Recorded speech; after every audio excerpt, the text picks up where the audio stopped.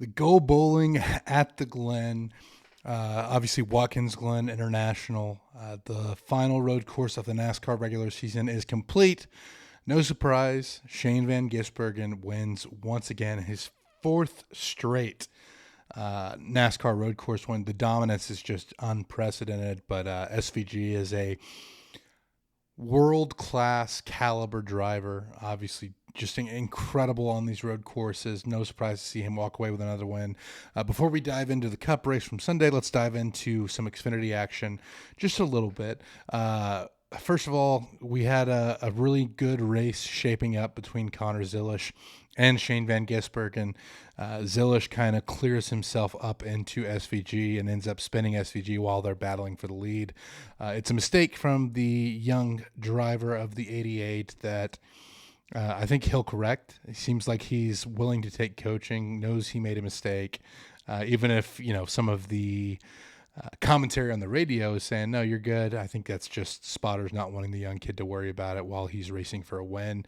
Zilisch does end up winning the race, but one point that I have to talk about in the midst of this race, towards the end of it, we had another Austin Hill incident. First, Austin Hill kind of moves Connor Zilisch out of the way to get the lead on the restart following SVG and Zilisch's incident, which that's kind of just like how road course racing goes. I think maybe he's a little more aggressive than you'd like to see, but it's a road course in these series. The late race restarts on road courses are always super chaotic. Obviously, you worry about the pattern of behavior because this is not the first time Hill has done something like this. But what would happen later in the race is definitely more concerning. Hill is chasing down Michael McDowell. They're kind of battling for position. I believe it was the straightaway between the carousel and turn 6. And Austin Hill kind of makes a similar move to what Zilisch did and hooks McDowell while they're battling for position, just creates a massive incident. Really glad that everyone was okay in this because this was a vicious hit for Michael McDowell. Not the first time he's taken one of those at this part of the track at Watkins Glen. I don't think this one was on purpose, but this is Austin Hill's first race back from suspension after NASCAR feels like he intentionally wrecked Eric Almirola. Hill obviously maintaining that that wasn't on purpose at Indianapolis. The thing is, it is a concerning pattern of behavior. Whether Hill meant to do this or not, you can't give him the benefit of the doubt anymore. You had the Martinsville incident earlier this season, and I don't want to just rip on Hill for this, but you had the Martinsville race earlier this season where at one point, he had stood up in front of the drivers and said that he was willing to be a leader in the garage, and then he wins a race at Martinsville by essentially just shipping the 7. You have the Almirola incident, which we've already talked about, where he was suspended for a race. And now you have this incident in combination with the way he moved Zilisch earlier, which is kind of a more acceptable move. And again, I don't think this was on purpose, but it's really become a pattern of driving for Austin Hill that is concerned. Like, if you're around him and late in the race, are you going to trust him to race you clean? And I think the answer here is no. I think this is, to compare him to a driver in the Cup Series right now, Carson Hocevar. With Hocevar, I don't think Hocevar is necessarily doing things on purpose, but he has caused a lot of incidents, and it's led to a lot of talk in the garage.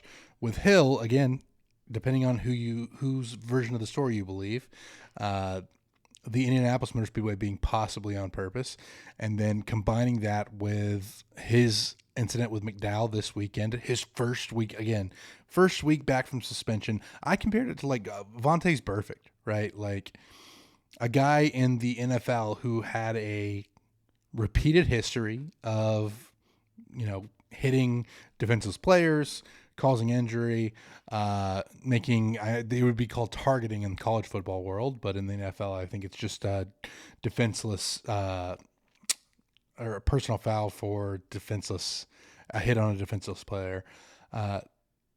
It was a pattern of behavior, right? And the NFL kept kind of upping the suspension lengths and the fines paid. And with Hill here, I'm getting a similar sense where he's a guy that just has repeatedly had concerning behaviors. And again, this one, don't think it was on purpose. But if he makes moves like this again and again, and it leads to incidents like Almirola's hit, obviously terrible, a big hit for Almirola. Glad he was healthy. McDowell again takes a massive hit. Really lucky that this wasn't worse than it was, considering the stack up that it caused, which eventually led to a red flag. I think you have to worry about Austin Hill moving forward, and I think it's something that at some point NASCAR may have to take a harsher stand if something like this happens again, even if it's not on purpose, right? Because maybe the intention's not there, but the outcome is still extremely dangerous in this series with these cars as fast as they are. But moving on from that, we also have another piece of news out of the Xfinity Series this weekend. Connor Zilisch wins the race, but in the midst of his celebration in Victory Lane, falls off of his car, knocks himself out, breaks his collarbone. So Zilisch, who has been probably the most dominant driver in this stretch of the season, is now out for the next few weeks at least with that broken collarbone. He's had surgery. So hopefully he heals up quick, because he really factors into the NASCAR playoffs if he's able to drive. Now, obviously, there's some things that they can do. This isn't quite like, a full contact sport where you're making contact with your body the entire time, and that limits your ability to compete. Like, I think he'll be able to come back a little bit quicker than maybe you would think, but at the same time, you have to worry about his health long term. Probably the top prospect in NASCAR. I really don't want to see him rush back. In the grand scheme of things, yes, I'd like to see him compete for a NASCAR Xfinity Series championship, but I don't want it to come at the cost of him rushing back into the car. At the very least, I think he's going to miss at like 2 races. I would lean towards a few more with that, but again, we'll see how he heals up from the surgery. Now, getting into the NASCAR Cup Series, again, it's an SVG race. You know that he's going to be the favorite on the road courses. Ryan Blaney actually qualified on pole, though, which added maybe a little bit of intrigue. Stage 1 gets underway. Kyle Larson spins early. Mechanical issues. It's a brake failure. The 5 ends up behind the wall. Really tough middle stretch of the season for this 5 team. They're going to have to try to get this figured out before the playoffs, and with only Richmond and Daytona left, you're kind of running out of time there. So we'll see if the 5 car can get that figured out. But Blaney basically led every lap of stage 1 up until the green flag stops that were scheduled. Obviously, a lot of guys trying to flip the stage. SVG pits with Blaney. Chris Buescher ends up winning stage 1. Really important for him, getting those points on the cut line. He is the last driver currently in on points, and obviously with Richmond up next, which we saw crazy incident last year with Austin Dillon, and then the following week you have Daytona to close out the regular season. Definitely not feeling comfortable. Right? Daytona is always a wild card. Anybody can win there. But you move on to stage 2. Josh Berry brought up the first yellow for incident after a spin, get some debris on the track. SVG would gain the lead, and then we get to green flag stops at the end of the stage again. A lot of guys pitting, a few staying out to try to get stage points. John Hunter Nemechek was dumped in the carousel at the end of this stage. I believe it was the last lap of the stage, ends up in the tire barrier. Thanks to help from Ty Gibbs, whose day started out good, but did not end well. We'll kind of get into that in the stage 3 talks. But Ryan Blaney staying out, wins stage 2, and then we move on to stage 3. Shane Van Gisbergen has his worst track position of the day, restarts stage 3 in 12th place, but it didn't take him long to get up front. He eventually gets by and into the lead. In the midst of all this, battling, Carson Hocevar gets spun out by his teammate Michael McDowell.